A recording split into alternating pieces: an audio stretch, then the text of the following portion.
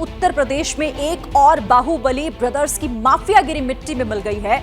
बात करेंगे योगी राज पे कानून का डंडा चलने के बाद अदालत ने अंसारी ब्रदर्स के गुनाहों का हिसाब किताब कर दिया। गैंगस्टर एक्ट के मामले में मुख्तार अंसारी और अफजाल अंसारी को कोर्ट ने दोषी करार दिया।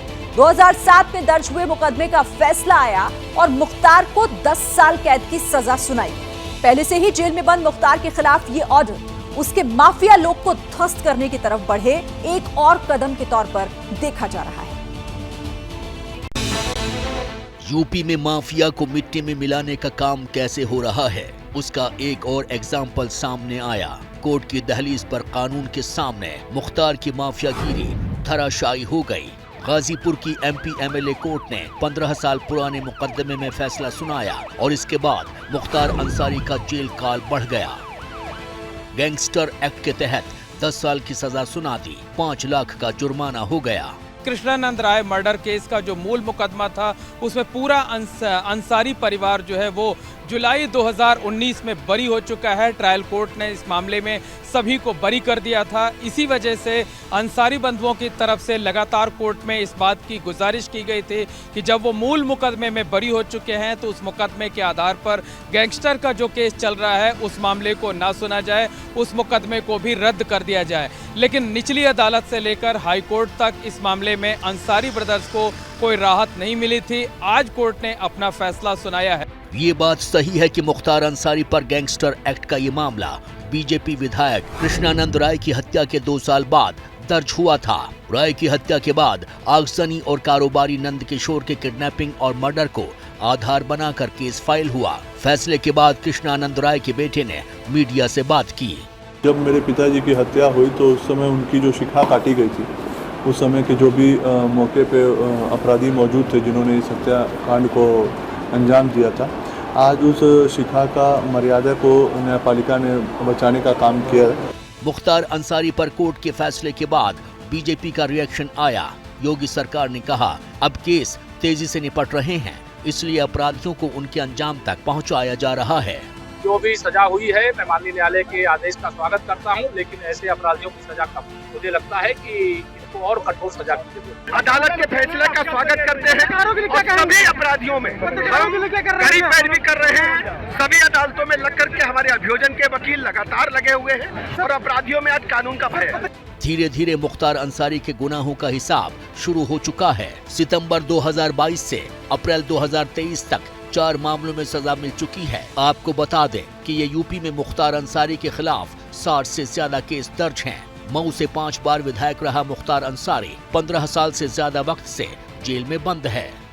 देखिए, मुख्तार जेल में बंद है, लेकिन अफजाल अंसारी जमानत पर अभी तक जेल से बाहर था। अफजाल ने 18 अप्रैल को मीडिया के सामने एक बयान दिया था। कहा था कि साजिश के तहत उसे केस में फंसाया गया है, मगर देश की न्याय व्यवस्था पर, जुडिशियरी सिस्टम पर पूरा भरोसा है। हालांकि गैंगस्टर एक्ट में फैसला आने के बाद अफजाल सलाखों के पीछे पहुंच गया और अब उसकी सांसदी भी जाने वाली। गाजीपुर की एमपी एमएलए कोर्ट में पहले मुख्तार पर फैसला आया और उसके थोड़ी ही देर बाद मुख्तार के भाई अफजाल अंसारी को लेकर भी अदालत ने ऑर्डर पास कर दिया। कोर्ट ने गैंगस्टर एक्ट के तहत अफजाल अंसारी को भी दोषी करार दिया और फिर 4 साल कैद की सजा सुना दी।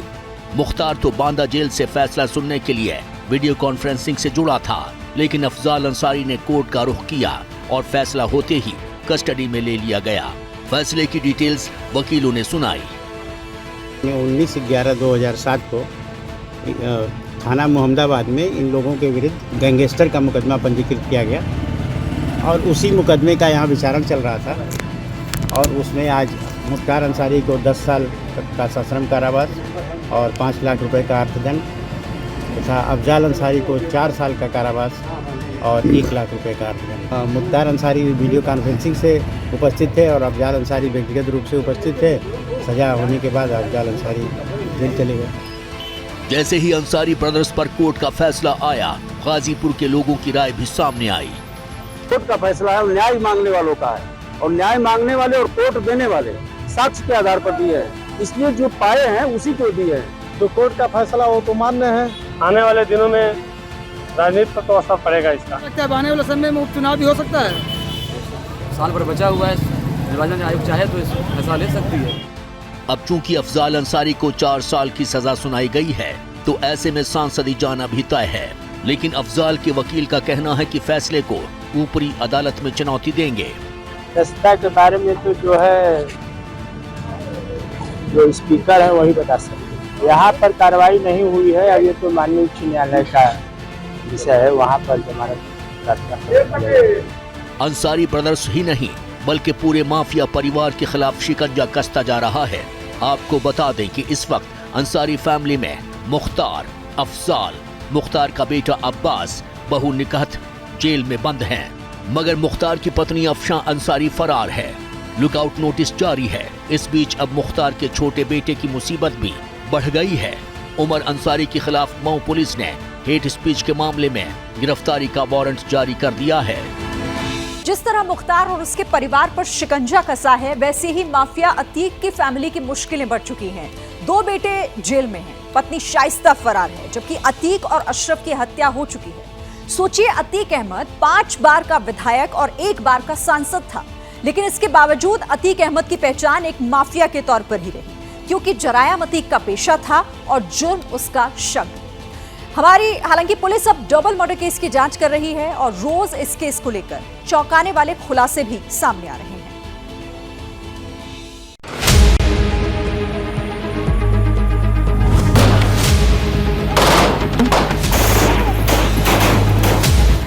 सत्रह साल की उम्र से अतीक अहमद इसी लाइन को जी रहा था और अब माफिया के बारे में जो खुलासा हुआ है उसे सुनकर आपके होश उड़ जाएंगे।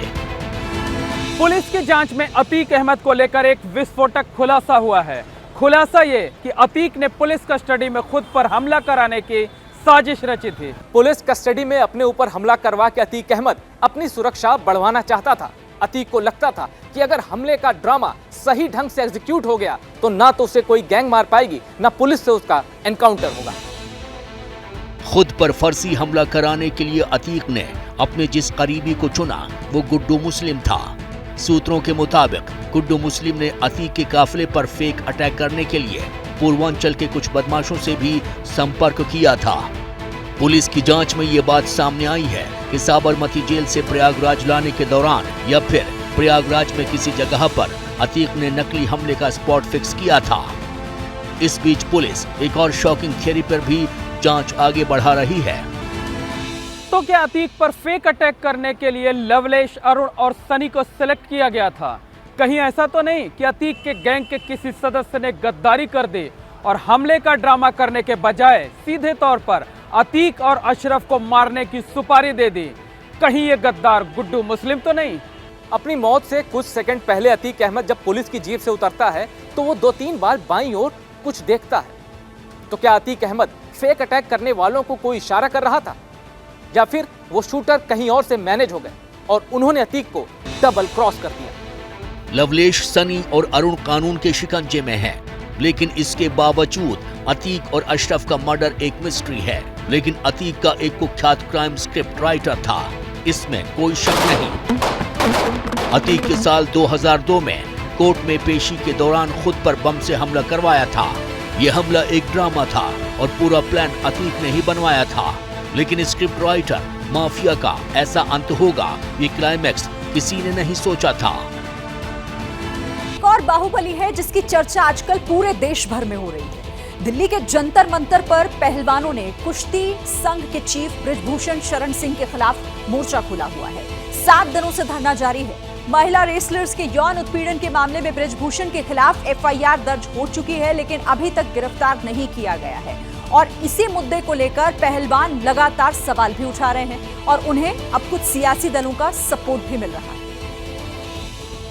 सभी का जितने भी आप पहुंचे खिलाड़ियों के समर्थन के लिए। जंतर मंतर पर पहलवानों के धरने का 7वां दिन जब शुरू हुआ तो पहलवानों की एक ही मांग थी, FIR से कुछ नहीं होता, बृजभूषण सिंह को गिरफ्तार करना होगा, जेल की सलाखों के पीछे डालना होगा। इस दौरान प्रोटेस्ट वाली जगह पर एक और पोस्टर लगा दिया गया। आज कई पोस्टर भी जारी किए गए हैं। कल भी बृजभूषण शरण सिंह के खिलाफ कुछ पोस्टर जारी किए गए थे पहलवानों के द्वारा, और आज आप सामने जो बड़ा सा पोस्टर लगा है उस पर तस्वीर लगाइए तो बेटी बचाओ कुश्ती बचाओ बृजभूषण को भगाओ। पहलवानों का आरोप है कि जंतर मंतर पर उनके धरने को डिस्टर्ब करने की कोशिश हुई है। लाइट, पानी बंद कर दिया गया। हालांकि इस बीच सुबह सुबह प्रियंका गांधी पहलवानों से मिली और आरोपी बृजभूषण के खिलाफ एक्शन की मांग की। जब ये लड़कियां मेडल जीत के आती हैं तो हम सब ट्वीट करते हैं, सब कहते हैं कि हमारा गर्व है। सारे जितने भी नेता हैं हम इंक्लूडेड इसमें, हम सब कहते हैं कि ये सबसे बड़ी बात है, देश के लिए अच्छा है, ये है, इन्होंने देश का गर्व सम्मान रखा है। और आज जब सड़क पे बैठी हुई हैं, जब कह रही हैं कि हमारी बात सुन लीजिए, हमारे साथ गलत हुआ है, तो कोई सुनने को तैयार नहीं। दिन गुजरता गया और पहलवानों के धरने में सियासी दलों के नेताओं की एंट्री होती गई। शाम को दिल्ली के मुख्यमंत्री अरविंद केजरीवाल भी जंतर मंतर पहुंचे, पहलवानों की मांगों का सपोर्ट किया। हमारी बहनों के साथ दुर्व्यवहार किया, गलत काम किया। वैसे तो हमारे देश की किसी भी लड़की के साथ, हमारे देश की किसी भी बहन के साथ, हमारे देश की किसी भी महिला के साथ अगर कोई गलत काम हो, उस व्यक्ति को तुरंत पकड़ के सख्त से सख्त सजा मिलनी चाहिए, फांसी पर लटका देना चाहिए उसको। जो भी भारत देश से प्यार करता है वो आपके साथ खड़ा है। हालांकि इन सारी बातों के बीच बृजभूषण शरण सिंह और पहलवानों के बीच पूरे दिन आरोप प्रत्यारोप का दौर चला। बृजभूषण सिंह ने कहा कि सिर्फ एक अखाड़ा आरोप लगाता है, बाकी सब साथ हैं। पहलवानों ने कहा कि बेटियों को इंसाफ दिलाने के लिए इकट्ठा हुए हैं। बृजभूषण ने आरोप लगाया कि धरना इसलिए है क्योंकि ओलंपिक खिलाड़ियों के लिए नेशनल खेलने वाला रूल लाए थे। पहलवानों ने कहा रूल बदलने की बात झूठी और बेबुनियाद है। WFI चीफ ने कहा कि धरना देने वाले वही लोग हैं जो मुझे शादी में बुलाते थे। जवाब आया कि जबरन शामिल होने के लिए मजबूर करते थे, धमकी देते थे। पहलवानों के धरने को लेकर कहा गया कि ये सियासत से प्रेरित है, इसके पीछे कांग्रेस का हाथ है। पहलवानों ने कहा इसमें राजनीति नहीं, बेटियों की इज्जत का सवाल है। इन लोगों की डिमांड लगातार बदलती है। मेरा कार्यकाल लगभग पूरा हो चुका है। जब तक नई बॉडी नहीं बन जाती है, इस्तीफा कोई इतनी बड़ी चीज नहीं है, लेकिन अपराधी बनकर नहीं, अपराधी बनकर के नहीं, मैं अपराधी नहीं हूँ। बाद में बृजभूषण सिंह को कुछ संतों ने सपोर्ट किया और सपोर्ट में आंदोलन की धमकी भी दी। बृजभूषण ने मीडिया के सामने कहा कि अब ज्यादा कुछ नहीं कहेंगे, मामला कोर्ट में है। कोर्ट में सरेंडर करने की कई थ्योरी शाइस्ता को लेकर भी फ्लोट हुई है, क्योंकि अतीक और अशरफ जैसे अंजाम का डर गुड्डू मुस्लिम और अतीक की पत्नी शाइस्ता को भी है। तभी वो लगातार पुलिस और जांच एजेंसियों से बचते फिर रहे हैं, लगातार अपनी लोकेशन बदल रहे हैं। एसटीएफ खुद कह चुकी है कि गुड्डू मुस्लिम बेहद शातिर है और उसे पकड़ना एक चैलेंज है। मगर अब गुड्डू मुस्लिम के 2 मददगारों की पुलिस ने पहचान कर ली है। पुलिस को उम्मीद है कि जल्द ही इनके जरिए बेगम और गुड्डू मुस्लिम तक पहुंचा जा सकता है। और इसीलिए अब जांच एजेंसियों ने इन्वेस्टिगेशन का एक सिरा मल्ली और मुकेश की तरफ मोड़ दिया है। ये मल्ली उर्फ आशिफ की तस्वीर है। गुड्डू मुस्लिम का ये सबसे खासम खास है। मल्ली को एसटीएफ की टीम ढूंढ रही है, क्योंकि अगर मल्ली पकड़ में आ गया तो गुड्डू मुस्लिम तक भी एसटीएफ पहुंच जाएगी। जांच एजेंसियों को पता चला है कि गुड्डू मुस्लिम की फरारी में सबसे बड़ा रोल आशिफ उर्फ मल्ली का है। जब से गुड्डू मुस्लिम फरार है, तब से प्रयागराज में आशिफ उर्फ मल्ली को किसी ने नहीं देखा। धूमनगंज का रहने वाला आशिफ उर्फ मल्ली अतीक अहमद के साथ बहुत लंबे समय से जुड़ा था। अतीक के कई जुर्म का वो राजदार था।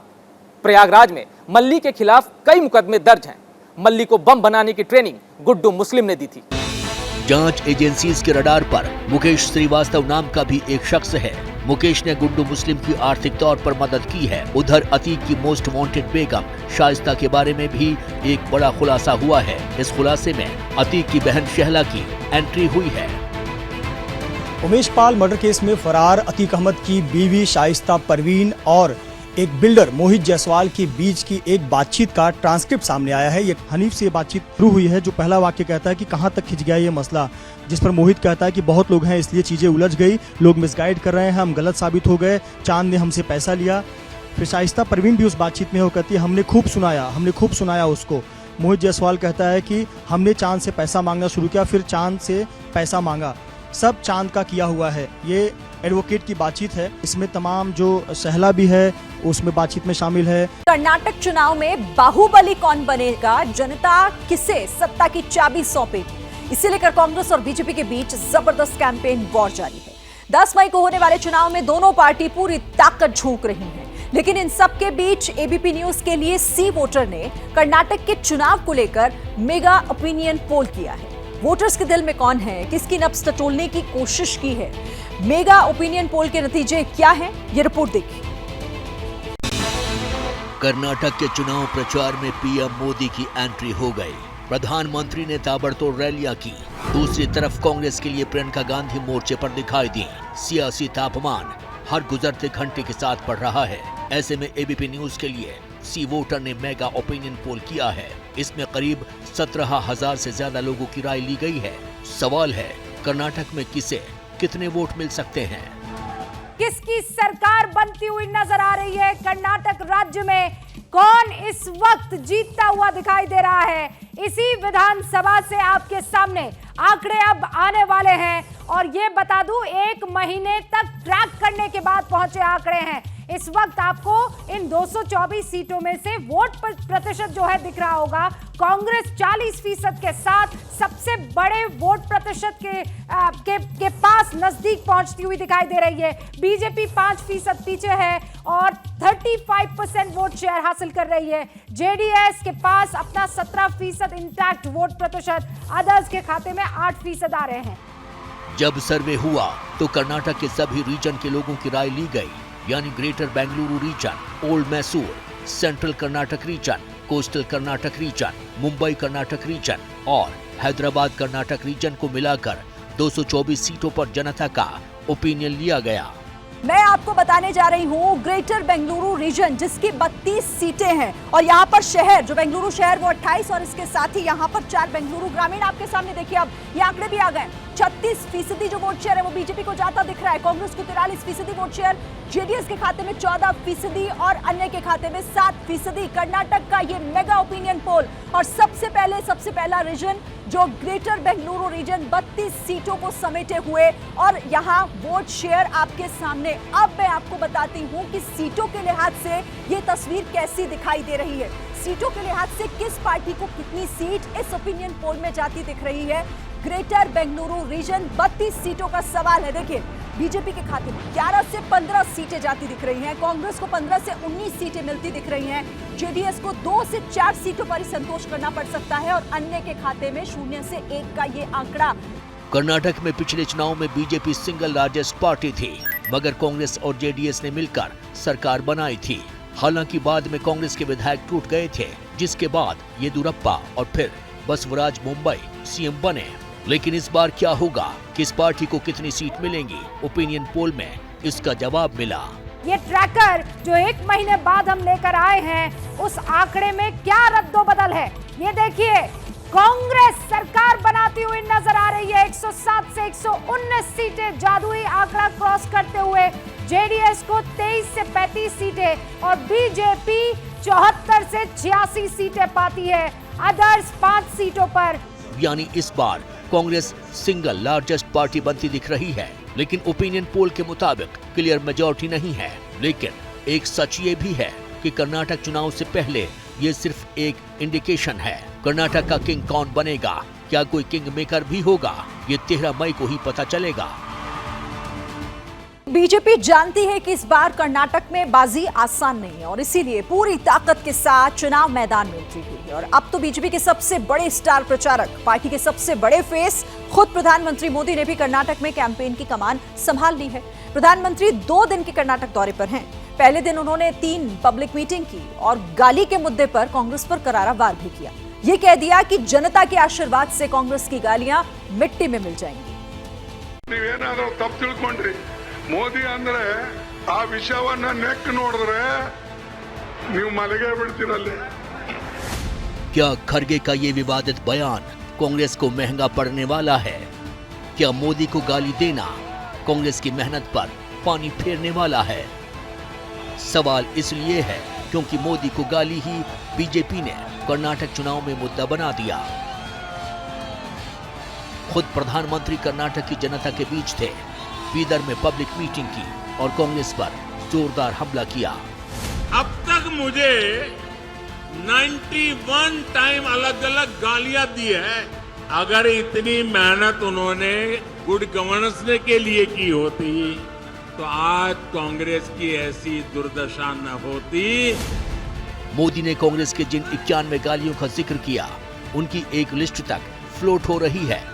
हालांकि बीदर में ही पीएम मोदी ने कहा कि जिन लोगों ने गालियां दी, ऐसी ही जुबान उन्होंने बाबा अंबेडकर और वीर सावरकर के लिए इस्तेमाल की, मगर अब ये गालियां मिट्टी में मिल जाएंगी। दिन रात काम करूंगा, ज्यादा काम करूंगा। आपके आशीर्वाद से सारी गालियां मिट्टी में मिल जाएगी दोस्तों, सारी गालियां मिट्टी में मिल जाएगी। इसके बाद मोदी ने कर्नाटक की जनता से कहा, गालियों का जवाब वोट से देना। ये गाली का जवाब इनके सम्मान पर जो चोट पहुंची है, उसका जवाब वोट से दिया जाएगा, वोट से दिया जाएगा। प्रधानमंत्री मोदी ने चुनाव में जबरदस्त एंट्री की है। 2 दिन तक कर्नाटक की जनता के बीच रहेंगे। बीजेपी को उम्मीद है कि कर्नाटक में मोदी का दौरा गेम चेंजर साबित होगा। कर्नाटक में बीजेपी की सरकार की वापसी होगी। बेलगावी में पब्लिक मीटिंग के बाद प्रधानमंत्री कर्नाटक में जनता के बीच गए। बेंगलुरु में प्रधानमंत्री नरेंद्र मोदी ने रोड शो किया, जनता से डायरेक्ट कनेक्ट हुए। पीएम मोदी की एक झलक पाने के लिए लोग क्रेजी दिखे। 4.5 किलोमीटर के रोड शो के जरिए पीएम मोदी ने 3 विधानसभाओं को कवर किया। पीएम के मेगा शो से कर्नाटक का मूड कितना बदला, ये भी जानिए। कर्नाटक की चुनावी पिच पर प्रधानमंत्री नरेंद्र मोदी बैटिंग के लिए उतर चुके हैं। कर्नाटक का किला फतह करने का आगाज पीएम मोदी ने बेंगलुरु से मेगा रोड शो के जरिए किया। मोदी के रोड शो में गजब की भीड़ थी। ये सीधी तस्वीरें आप देखिए एबीपी न्यूज। प्रधानमंत्री नरेंद्र मोदी को देख सकते हैं, केसरिया टोपी पहने हुए। साथ में होंगे केंद्रीय मंत्री सदानंद गौड़ा और यहाँ के स्थानीय प्रवक्ता और एमएलसी भी मौजूद हैं। और प्रधानमंत्री नरेंद्र मोदी ये रोड शो कर रहे हैं इस समय कर्नाटक के बेंगलुरु की सड़कों पर। करीब 4.5 किलोमीटर के रोड शो के जरिए पीएम मोदी ने बेंगलुरु उत्तर की 3 विधानसभाओं को कवर किया। साथ ही कर्नाटक विजय का रोड मैप भी क्लियर कर दिया। पीएम मोदी सॉल्व ओवर में कर्नाटक में कैंपेनिंग के लिए उतरे तो निशाना सीधा कांग्रेस पर साधा गया। मोदी ने कांग्रेस के करप्शन काल के ऐसे अनेक रास्ते बंद कर दिए हैं। कांग्रेस यानी करप्शन। विकास के जिस फॉर्मूले से बीजेपी कर्नाटक का किला भेदना चाहती है, उस विकास की परिभाषा भी पीएम ने कर्नाटक को समझा दी। कांग्रेस परेशान है। जहां जहां से उनको मलाई मिलती थी, मोदी ने वहां ताले लगाए हैं। और इसलिए ये दिन रात माला जपते हैं। माला दिन रात क्या कहते हैं? मोदी तेरी कब्र खुदेगी। और मैं देख रहा हूं भाइयों, आज मेरा ये 3रा कार्यक्रम है। इस चुनाव में मेरा पहला दिन है, लेकिन इन तीनों कार्यक्रमों को देख करके मैं कह सकता हूं कि कर्नाटका की जनता ने पक्का कर लिया है। कर्नाटक की जनता पहले से अधिक ताकत से एक भाजपा की मजबूत और स्थिर सरकार बनाने का फैसला कर चुकी है। कर्नाटक में पीएम मोदी 7 मई तक धुआंधार प्रचार करेंगे। 30 अप्रैल को मोदी कोलार, चन्नापटना और मैसूर में बीजेपी के लिए वोट मांगेंगे। इसके बाद 2 मई को पीएम मोदी चित्रदुर्ग, विजयनगर, सिंधनूर और कालाबुरागी में प्रचार करेंगे। पीएम मोदी 7 मई तक 4 रोड शो करेंगे। साथ ही अलग अलग जिलों में 19 बड़ी रैलियां करेंगे। साफ है, बीजेपी विकास के बूते कर्नाटक साधने निकली है। अब ये थियरी कर्नाटक को कितनी कबूल होगी, इसका तिलिस्म चुनाव नतीजों के साथ ही टूटेगा। कर्नाटक का तिलिस्म तो 13 मई को टूटेगा, लेकिन कश्मीर पर पाकिस्तान का नया फरेब फिर एक्सपोज हो गया है। कश्मीर पर बाजवा का चंद रोज पहले पाकिस्तान के नामी जर्नलिस्ट हामिद मीर ने बेनकाब कर दिया था। इस कड़ी में आज नया नाम इमरान खान का भी जुड़ गया। नियाजी ने जनरल बाजवा के कश्मीर वाले छल को कैसे बेनकाब किया, इसकी इनसाइड स्टोरी और हैरान करने वाली। रस्सी जल गई, लेकिन पाकिस्तान के कश्मीर के बल नहीं निकले। पाकिस्तान के सीनियर जर्नलिस्ट हामिद मीर ने कश्मीर पर बाजवा के पोल खोली। कश्मीर पर पाकिस्तान ने क्यों सरेंडर किया, ये दुनिया को बताया, जिसके चर्चे सरहद पार हो रहे हैं।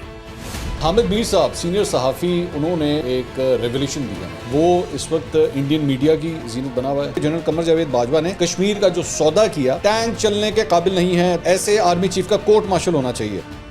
यानी बाजवा के जिस डील के बूते पाकिस्तान भारत को बदनाम कर रहा था, उसका सच ये है कि बाजवा अपनी सेना की औकात अच्छे से जानता था। लिहाजा मोदी ने जैसे ही कश्मीर का 370 का चालान काटा, बाजवा ने खौफ के मारे सरेंडर कर दिया। बाजवा के कई राज खुद खान साहब तक ने खोले। कश्मीरियों को उनको कोई फिक्र नहीं थी, क्योंकि अगर आप हिंदुस्तान मोदी को बुला लेते हैं, कश्मीरियों को तो आपने खत्म कर दिया ना। जनरल बाजवा की कोई आइडियोलॉजी नहीं थी, उनकी हर इंसान का कोई नजरिया होता है। मैंने जो उनको रीड किया, उनका कोई नजरिया नहीं था। यानी हिंदू अगर कश्मीरी जाते हैं तो वो जाएं। कश्मीर हिंदुस्तान का अखंड मुकुट है, डील नहीं। डंके की चोट पर भारत ने कश्मीर पर पाकिस्तान का गुमान तोड़ा था, ये सच अवाम भी जानती है। हमारे सीनियर सहाफ़ी हामिद मीर साहब ने एक बयान दिया है कि जनरल बाजवा ने मोदी साहब के साथ मिलकर गेम डाली और कश्मीर मोदी को बेच डाला। क्या कहेंगे आप, वाकई में कश्मीर बेचा गया है? बाजवा साहब अब क्या कश्मीर को बेचेंगे, उन्होंने तो पूरे पाकिस्तान को बेच दिया है। ठीक है, तो हमें कोई फ़र्क नहीं पड़ता। इस वक्त जो पाकिस्तान के हालात हैं वो मेरे ख्याल से कश्मीर से ज़्यादा बदतर हैं।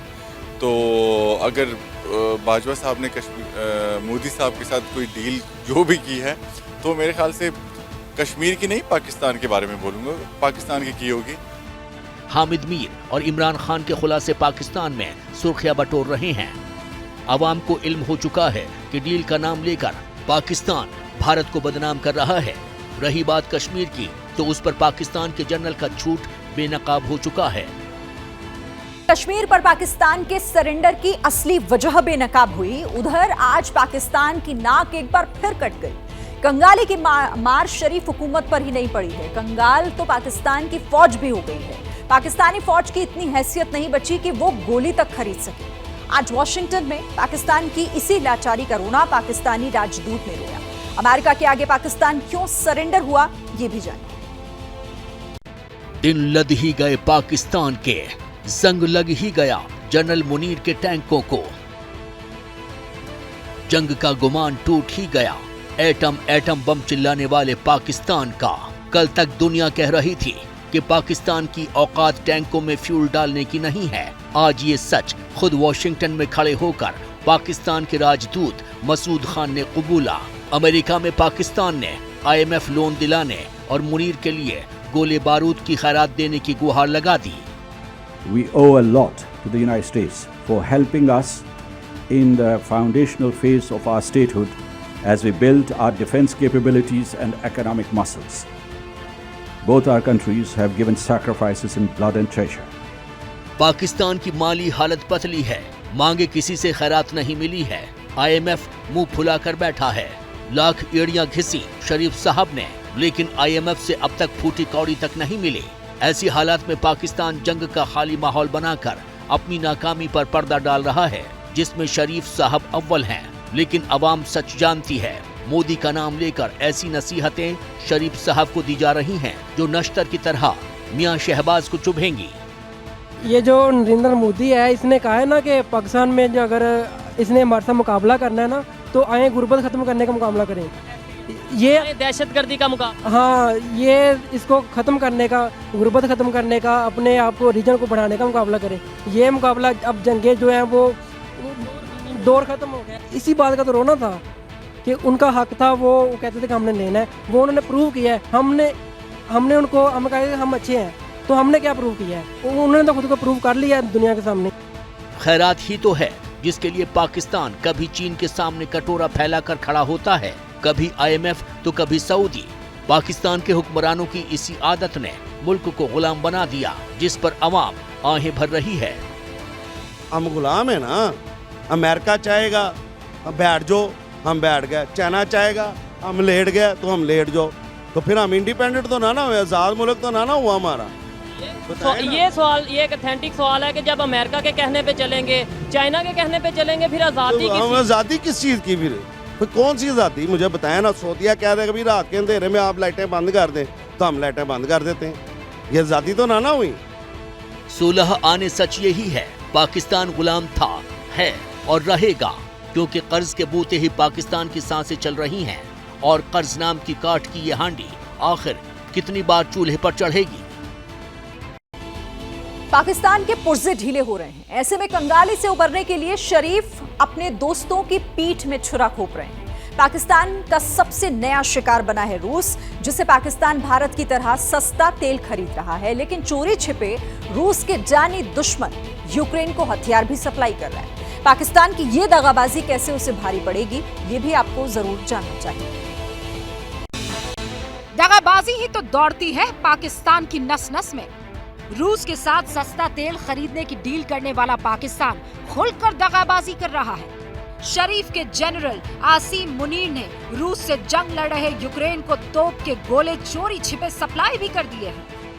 पाकिस्तान यूक्रेन को वेपन सप्लाई कर रहा है, जिसमें कहा जा रहा है कि 50,000 पाकिस्तान ऑर्डिनेंस फैक्ट्री के बने हुए 122 mm गन के शेल्स दिए गए, M4A2 प्रोपेलिंग चार्ज जो कि 155 mm हाउइट्जर में यूज होते हैं वो दिए गए। खाना रूस का है और गाना यूक्रेन का।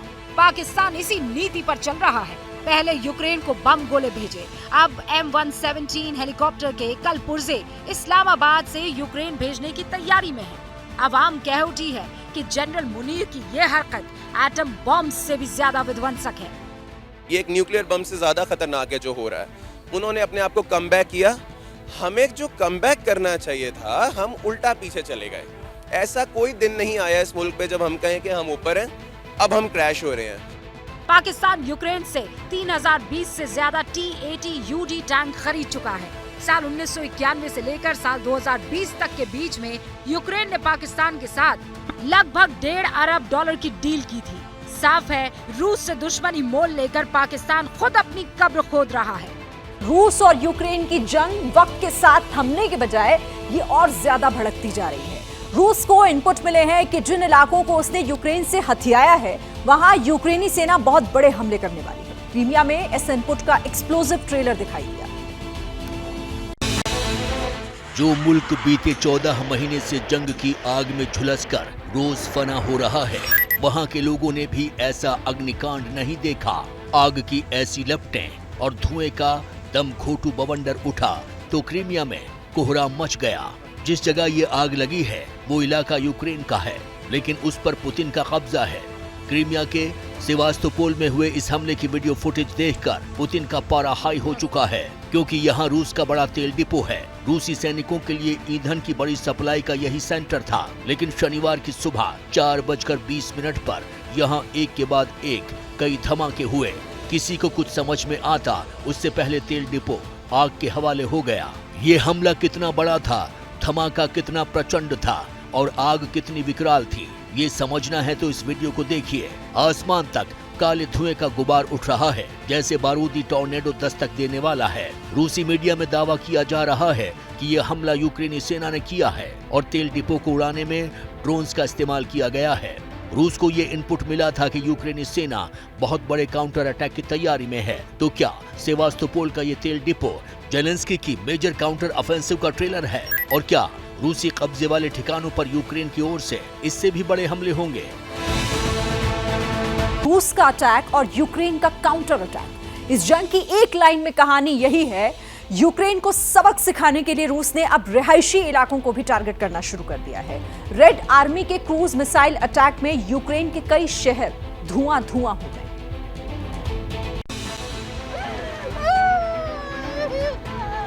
एक तरफ सहमे हुए चेहरे और रोती हुई आंखें हैं,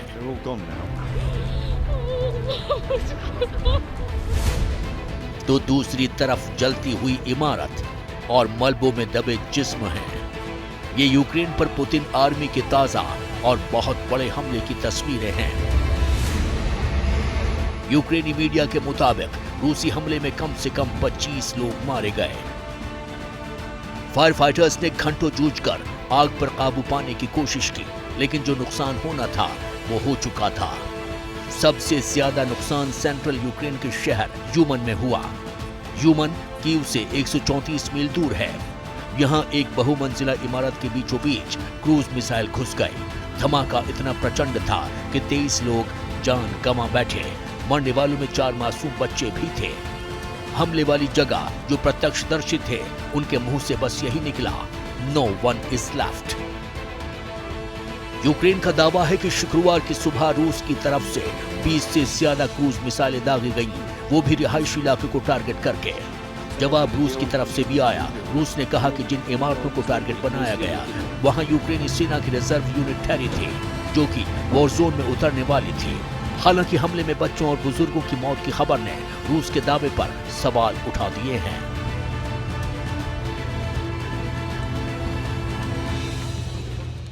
जैसे ही घड़ी का काटा दोपहर 2:30 पे आए, बबीता जी का दिल सास बहू साजिश के लिए मचल जाए। और ये है इनकी बहू, पूरे दिन ऑफिस की टेंशन हो जाए गॉन जब ये करें अपना फेवरेट शो फ्री टाइम पे ऑन।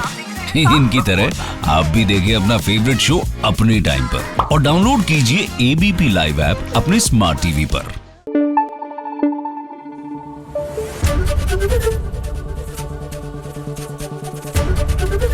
एबीपी न्यूज आपको रखे आगे।